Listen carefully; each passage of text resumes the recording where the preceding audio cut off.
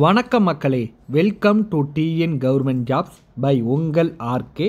So நமக்கு இன்றைக்கி எக்லவியா model residential school அங்கேருந்து தாங்க நமக்கான ஜாப் வேக்கன்சிஸ் வந்திருக்கு. இது வந்து பார்த்திங்கன்னா ஒரு மத்திய அரசாங்க பள்ளி தாங்க. இதுக்கு வந்து பார்த்திங்கன்னா 38 மாவட்டத்தை சேர்ந்த ஆண்கள் மற்றும் பெண்கள் இருப்பாளருமே வந்து அப்ளை பண்ணிக்கலாம். ஸோ இதுக்கு வந்து பார்த்திங்கன்னா நீங்கள் மினிமம் 10th பாஸ் பண்ணியிருந்தாலே போதும். அதுக்கும் ஜாப் வேக்கன்சிஸ் இருக்குது. நீங்கள் டிகிரி படிச்சிருந்தாலும் அதுக்கான ஜாப் வேக்கன்சிஸும் இருக்கும் அப்படின்னு வந்து சொல்லியிருக்காங்க.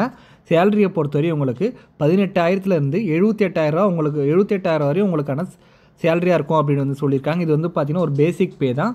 மொத்தம் வேக்கன்சிஸ் அப்படின்னு பார்த்தீங்கன்னா மொத்தம் 7,267 வேக்கன்சிஸுங்க. மொத்தம் 9 விதமான பதவிக்கு வந்து இவங்க வந்து ரெக்ரூட்மெண்ட் பண்ணுறாங்க. ஸோ வாங்க இதை பற்றி கம்ப்ளீட் டீட்டெயில்ஸ் பார்க்க போகலாம். அதுக்கு முன்னாடி நம்ம சேனலை நீங்கள் இன்னும் சப்ஸ்கிரைப் பண்ணலைன்னா சப்ஸ்கிரைப் பண்ணிங்க. அப்போ நம்ம போகிற வீடியோஸ் உடனுக்குடன் உங்களுக்கு ரீச் ஆகும்.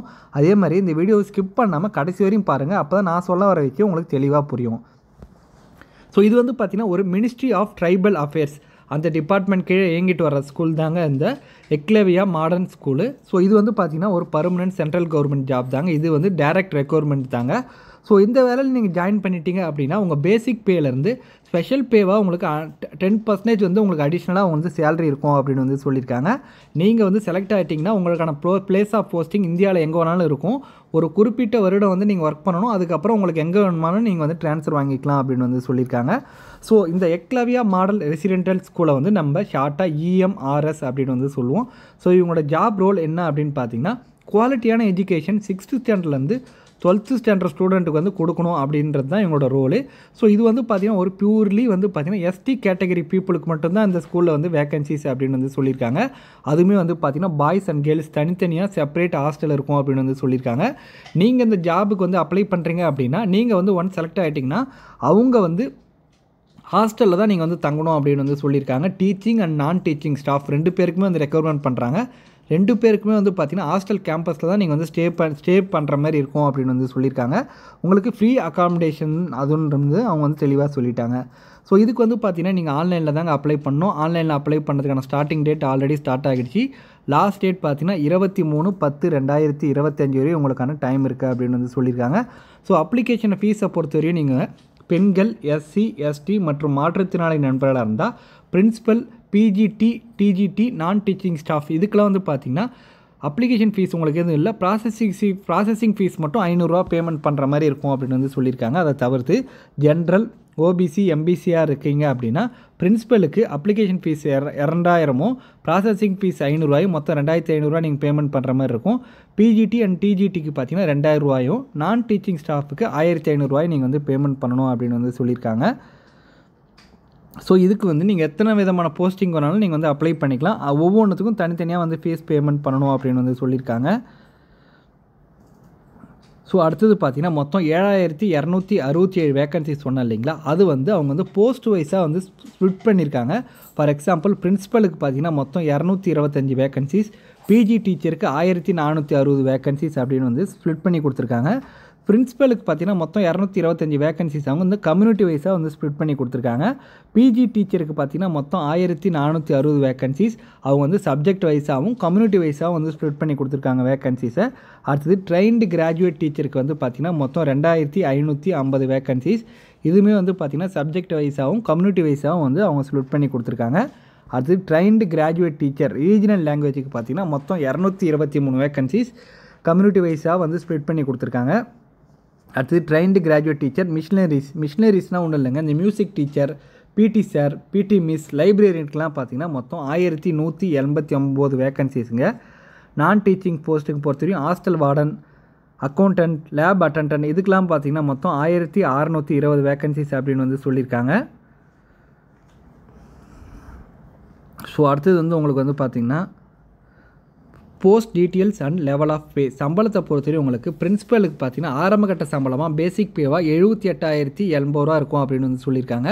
அலவன்சஸ்லாம் சேர்த்தா உங்களுக்கு மந்த்லி 1,10,000 மேலே உங்களுக்கான சேலரி இருக்கும் அப்படின்னு வந்து சொல்லியிருக்காங்க.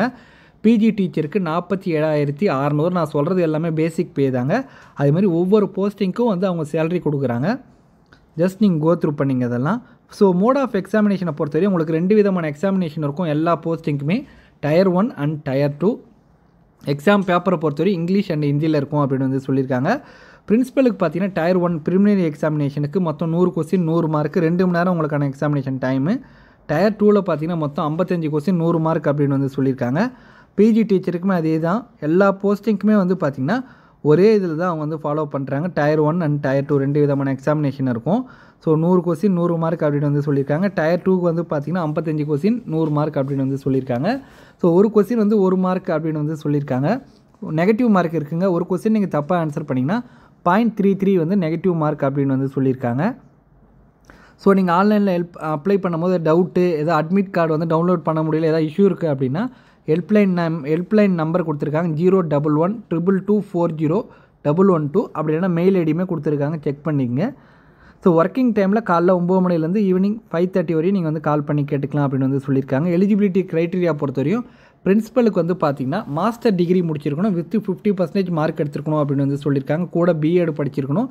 எக்ஸ்பீரியன்ஸை பொறுத்தவரையும் வந்து நிறையா அவங்க வந்து கொடுத்துருக்காங்க. ஃபார் எக்ஸாம்பிள் வைஸ் பிரின்சிபலாக இருக்கணும், அப்படி இல்லைனா அசிஸ்டன்ட் எஜுகேஷன் ஆஃபீஸராக இருக்கணும் அப்படின்னு வந்து சொல்லியிருக்காங்க.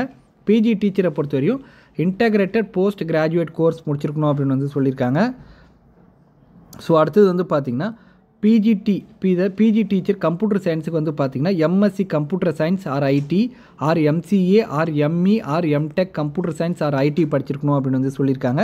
டிஜி டீச்சருக்கு பார்த்திங்கன்னா உங்களுக்கு மொத்தம் 3 பார்ட்டாக ஸ்ப்ளிட் பண்ணி கொடுத்துருக்காங்க. Part A, part B and part C. Just நீங்கள் கோ த்ரூ பண்ணுங்கள், அப்போயே வந்து உங்களுக்கு கண்டிப்பாக நாலேஜ் கிடைக்கும். நான் ஏன் வந்து உங்களுக்கு டீட்டெயிலாக எக்ஸ்பிளைன் பண்ணலாம் அப்படின்னு பார்த்தீங்கன்னா, டீட்டெயிலாக இதில் வந்து எக்ஸ்பிளைன் பண்ணால் வீடியோ ரொம்ப லென்த்தாக போகும், உங்களுக்கு போர் அடிக்க ஆரம்பிச்சிடும். அடுத்து டிஜிடி கம்ப்யூட்டர் சயின்ஸுக்கு பார்த்தீங்கன்னா bachelor degree in computer science படிச்சிருக்கணும் அப்படின்னு வந்து சொல்லியிருக்காங்க. அப்படி இல்லைனா graduate in computer science or IT படிச்சிருக்கணும் அப்படின்னு வந்து சொல்லியிருக்காங்க. ஆர்ட் டீச்சரை பொறுத்தவரையும் bachelor degree in drawing and painting or graphic arts or fine arts or visual arts படிச்சிருக்கணும் அப்படின்னு வந்து சொல்லியிருக்காங்க. மியூசிக் டீச்சரை பொறுத்தவரையும் bachelor degree in music or performing arts படிச்சிருக்கணும் அப்படின்னு வந்து சொல்லியிருக்காங்க. ஃபிசிக்கல் எஜுகேஷன் டீச்சரை பொறுத்தவரையும் 4 year integrated BP R BEd course படிச்சிருக்கணும் அப்படின்னு வந்து சொல்லியிருக்காங்க. லைப்ரரியை பொறுத்தவரையும் bachelor degree in library science முடிச்சிருக்கணுங்க, வித் 50% மார்க் அப்படின்னு வந்து சொல்லியிருக்காங்க. ஹாஸ்டல் வார்டனை பொறுத்தவரையும் 4 இயர்ஸ் இன்டகிரேட்டட் கிராஜுவேட் டிகிரி முடிச்சிருக்கணும்.